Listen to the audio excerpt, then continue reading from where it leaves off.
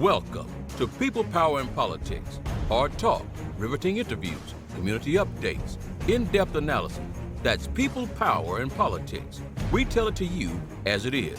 No holds barred. You are the people, you have the power. We bring you the politics. To listen to our show, be a guest, or to advertise, visit www.pppradio.nyc. That's www.pppradio.nyc.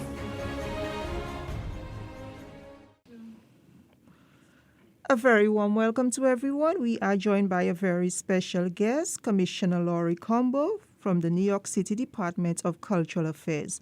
Welcome. Such a pleasure to have you. So happy to be back. Thank you. So, let's talk about Sesame Flyers. Can you provide some more details about Sesame Flyers' planned renovation and expansion project in Flatbush? What specific enhancements are planned for the facility? So thank you so much for having me on today. I'm so excited because Mayor Eric Adams has really done a phenomenal job of making sure that the creative, cultural communities in all 5 boroughs are uplifted. He definitely wants New Yorkers to know that this is a 5-borough New York City, and he wants resources to reach every single community throughout those 5 boroughs. And this project, which is the first time that Sesame Flyers, that has been in operation in existence for over 40 years, this is the first time that they are getting a major capital grant. They will be receiving a grant of $2 million. That's $1.5 million from the Eric Adams administration and $500,000 from the city council. And for a combined $2 million, the space that so many people have learned to love and grow and have educational programs on Church Avenue is going to be getting a major renovation. If you've had an opportunity to go to Sesame Flyers, the space is perfectly situated in the Caribbean community of East Flatbush, but it certainly needs upgrades in terms of being able to have an educational center there, to make sure that the facility is more state-of-the-art and that it's better prepared to serve its community and its audiences through this renovation. Okay, so speaking about that investment and serving the community, how do you see it, with Sesame Flyers contributing to the overall cultural landscape of Brooklyn? I know that Sesame Flyers has been, and many people may see it in terms of they see them on the Parkway every year and the beautiful costumes and people playing mass, and they know them so much for that. But there's also an incredible educational component to Sesame Flyers, where they do a lot of educational programming in terms of steel pan, teaching our young people about their culture and their history and their traditions, and really being a landing place for so many people coming from the Caribbean diaspora here to New York City. Sesame Flyers has been that place for families to know when we connect with Sesame Flyers, we're able to connect with our community, with ourselves, with our history, with our culture. And Sesame Flyers has been doing a phenomenal job of making sure that cultural heritage of the Caribbean community is preserved and is really thriving in New York City.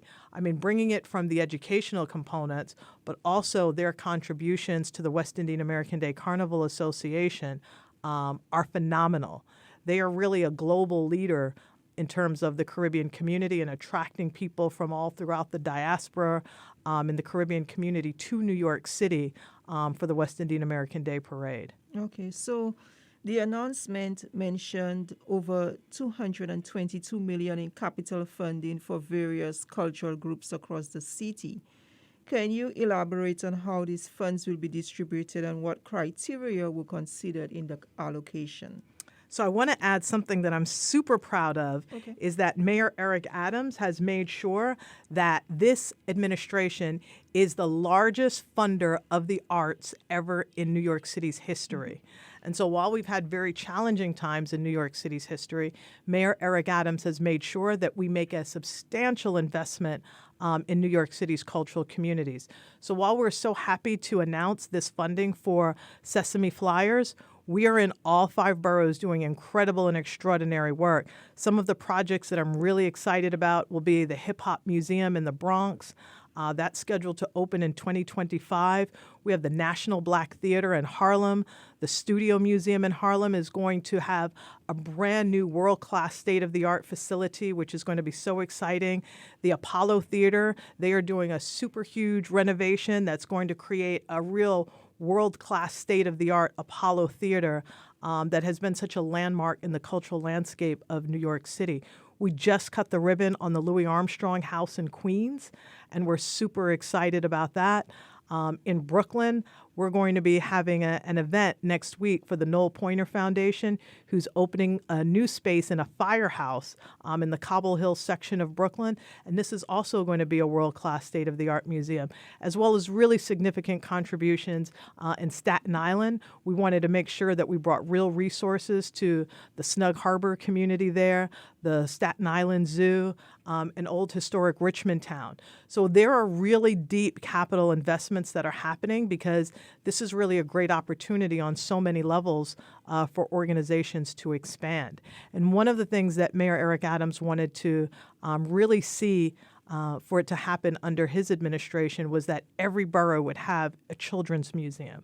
So the Bronx Children's Museum just cut the ribbon on their new building. We're really excited about that. We're doing a major expansion of the Manhattan Children's Museum. Queens is going to have their first children's museum, which we invested considerable resources to make sure that that's a reality. The Staten Island Children's Museum is an incredible resource, and everyone, I'm sure, on this call knows so well about the Brooklyn Children's Museum because it's been such a huge part of the legacy of the Caribbean community in Brooklyn, New York. Okay, so you pretty much, I was going to ask about citywide cultural investments. I'm happy that you touched on all and that. I want to add one more that we're really excited about. We're going to be announcing a substantial investment in the Africa Center in Harlem. And so that's a project that we're excited about because the project has been evolving. From the time that I was a teenager, I saw the original Museum for African Art on Broadway in the Village when I was growing up, and then it moved to Long Island City, and then there was an opportunity for it to expand in Harlem. And given some different challenges throughout that particular process, we're now able to realize the larger visions of the Africa Center, and we're super proud about it. I don't want to give too much away, but we're going to be doing a major announcement of capital investment in the Africa Center. Excellent. So let's look at community development through arts programming, and I know that you've been a supporter of the arts from time memorial. So the expansion project emphasizes cultural and arts programming for holistic youth and community development. How do you envision this approach contributing to the broader goals of community development, and can you elaborate on specific programs or activities that will be introduced or expanded as part of Sesame Flyers project? Well, I think a great example of seeing that in terms of community building would be the work that I was able to do with the Bedford Union Armory, now known as the Major Owens Community Center, Health and Wellness Resource Center. And that was a project that was designed to provide cultural programming as well as housing, basketball court, swimming, soccer field, and this type of programming in collaboration in the now the Major Owens Health and Wellness Center is the type of way that the city is looking at building community, is utilizing these once dilapidated spaces as ways and opportunities to create community. As you just saw, the mayor announced yesterday the new Shirley Chisholm Community Center. And so we are seeing this level of investment in the Bronx. You're seeing the Kingsbridge Armory is now being looked at and viewed as a place to utilize art and culture and athletics and housing and wellness to be able to create these types of community programs all under one youth, especially under one roof for our youth. And one of the things that I'm really super proud about, and this was the last count of numbers, the Major Owens Health and Wellness Center sees 40,000 visitors a month. So if you're looking at the impact that the amount of people that utilize that space, and if we can create more spaces like that, I'm a big supporter of making sure that we provide opportunities for programming that our young people can say yes to.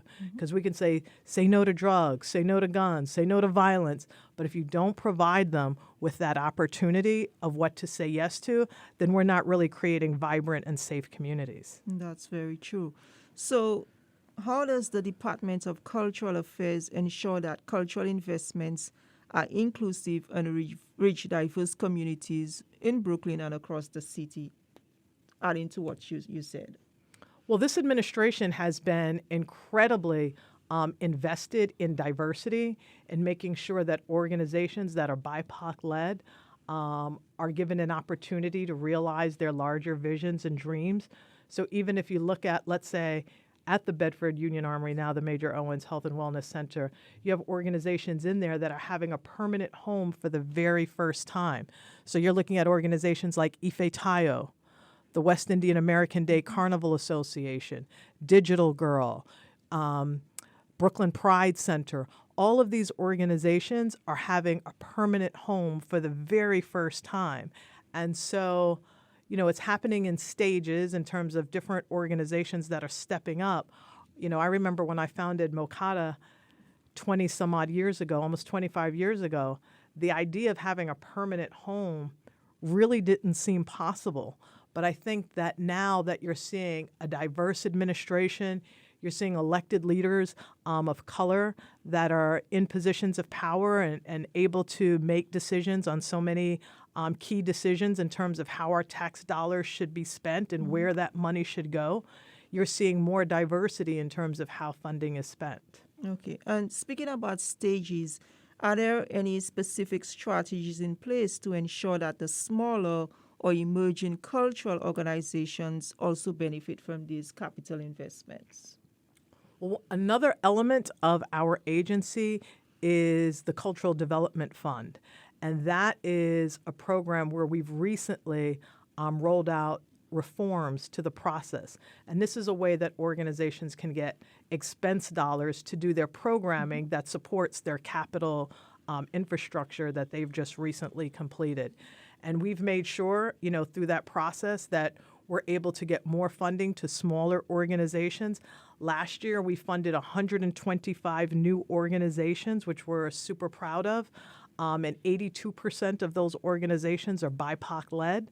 And these are as a result of the reforms to make sure that more organizations, particularly small and mid-sized groups, get funding that they had never received before for the very first time. 125 new organizations is really incredible in terms of so many organizations feeling like, I believe this is now the time for me to apply, or I feel that my voice and my community and my culture will be heard in a way that is unprecedented. And speaking about applying, how can organizations listening get more information, or what is the process for them? If you go to our website, the Department of Cultural Affairs website, you'll be able to figure out all of that information in terms of making sure that we get that information to you. So the application isn't out just yet. It will be in the new year. But again, it's nyc.gov/culture. So please make sure that you go on our website. And when you go on our website, you can find out about so many other activities and programs that are happening. You can find out about our Percent for Art program. You can find out about the capital process, cultural development fund process. There are so many different elements to the work that we do that you're able to find out about that. We have also our Brooklyn Arts Council here in Brooklyn, but we actually fund 5 different arts councils throughout New York City. So if you're an artist or an arts organization and you're wondering how you can get funded, and maybe this is your first time in that arena, also look at your local arts councils. That's also an incredible way of being able to find out how to get resources and grants. So there are a lot of ways that an organization or someone who's thinking about getting funded can. They could go through the Department of Cultural Affairs, that's our agency. They could go through the New York State Council on the Arts, on the state level, or on the federal level, the National Endowment for the Arts, the National Endowment for Humanities, or the Institute of Museum and Library Services. But if you get more local, like for example here in Brooklyn, there's the Brooklyn Community Foundation that's now known as brooklyn.org. where you can find out more information, your local arts council. So there's so many ways in which your dream or your vision can be realized and supported. Excellent. So, looking at the importance of city partnerships, the recent press release mentioned the collaboration between the mayor, city council, and borough presidents in providing capital funding. How crucial are these partnerships in supporting cultural initiatives, and how do they contribute to the success of such projects? I feel so privileged to be in this particular commissionership because, as many of you may know, I was a city council member before. So 4 out of the 5 borough presidents were also colleagues that I served with in government. And relationships are really so critical in government. So I'm really happy to work with all 5 of the borough presidents. So the way we kind of do this process, particularly on the capital level, is we meet with the borough presidents to understand what are their priorities, because they are on the ground. They know their borough better than anyone. They know those organizations that, if they had this level of support, could really do something incredible.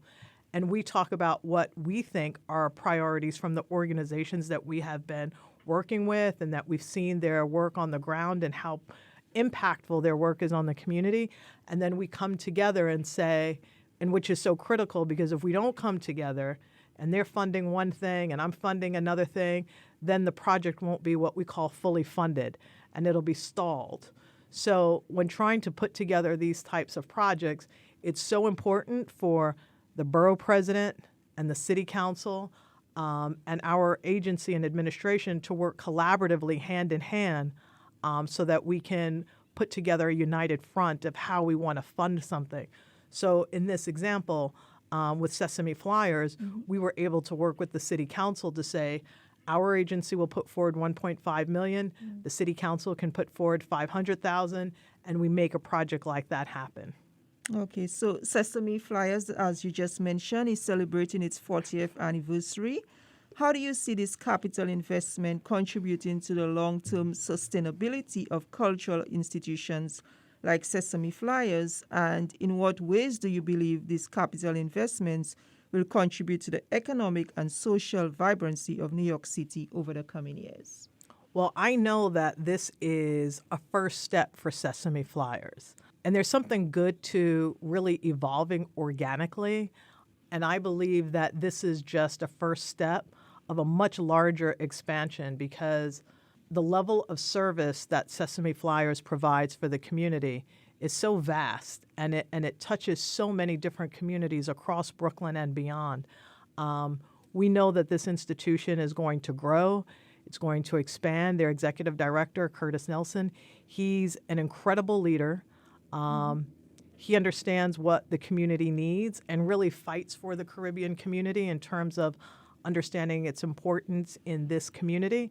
And so I know that they are going to have a vibrant, large, impactful space and footprint in Brooklyn, New York. So this project is just touching the surface. Tip of the iceberg. Tip of the iceberg, right? And I look forward to being in a position to continue to see and help them grow. The same as I was with the West Indian American Day Carnival Association.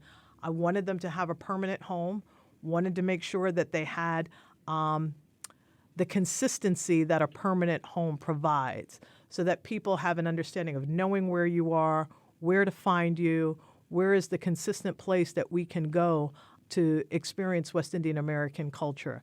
And so I was very happy to work with Wyatica to make sure that they also have a permanent home in Brooklyn, New York. So thank you so much for that. And if you could just, share with us your overall vision as commissioner for the cultural department. I want the arts to be at the center of every single thing happening in New York City. I would like to turn the city upside down and put the art at the center of everything. And I'm doing that each and every day, right? So we have another program called PAIR, Public Artist in Residency Program. And this program is so incredible because it allows us the opportunity to place artists in our New York City agencies so that they can help so many agencies rethink so many of the everyday challenges that they have every single day, areas where they might feel stuck. We're able to send an artist into that agency, and we've sent artists into agencies such as Homeless Services, the Department of Sanitation, the Department of Probation. Areas and spaces where you would normally not see the art community are in our agencies, in New York City agencies, helping them to address everyday challenges that often need a different way of how we might approach or think about a solution. Thinking outside of the box. That's right. And we want to make sure that the arts are infused. I mean, if I had my vision, there would be an artist in every single agency working on creating community and collaborations. But that program is still growing. And so we want to make sure that we continue to have that kind of, as you so eloquently said, that out-of-the-box thinking. And it brings some fun and creativity and excitement as well. That's right. Yes. And we also find that so many of these agencies, while the program is only a year, many of the agencies, once they participate in this program, the artists wind up staying in that agency, or they have a longer relationship or a longer standing relationship with that particular agency. So we know that it really works, and it's a way to think differently. Excellent. So once again, please give out your website if persons want to get some more information. It is nyc.gov/culture. I'll say it once more, nyc.gov/culture. And we really encourage everyone to go on that website, begin to learn about the programs that we are doing, because we certainly want to make sure that people are educated about the cultural opportunities that are here and offered in New York City. And if you are a 501c3 not-for-profit organization and you have not received funding from the Department of Cultural Affairs, and you've been in existence for 3 years and you've been doing the good work, please make sure that you check out our website, because we want to make sure that dollars are getting out to every aspect and corner of New York City. And that's a huge goal of Mayor Eric Adams. Okay, great. So Commissioner Laurie Cumbo for the New York City Department of Cultural Affairs, thank you so much for being here and sharing such great information. It was Thank a you. pleasure, and we hope to have you back again. I can't wait. Thank All you right. so much. You are so very welcome. People, power, and politics. Hard talk, riveting interviews, community updates, in-depth analysis. That's people, power, and politics. We tell it to you as it is. No holds barred. You are the people, you have the power. We bring you the politics. To listen to our show, be a guest, or to advertise, visit www.pppradio.nyc. That's www.pppradio.nyc.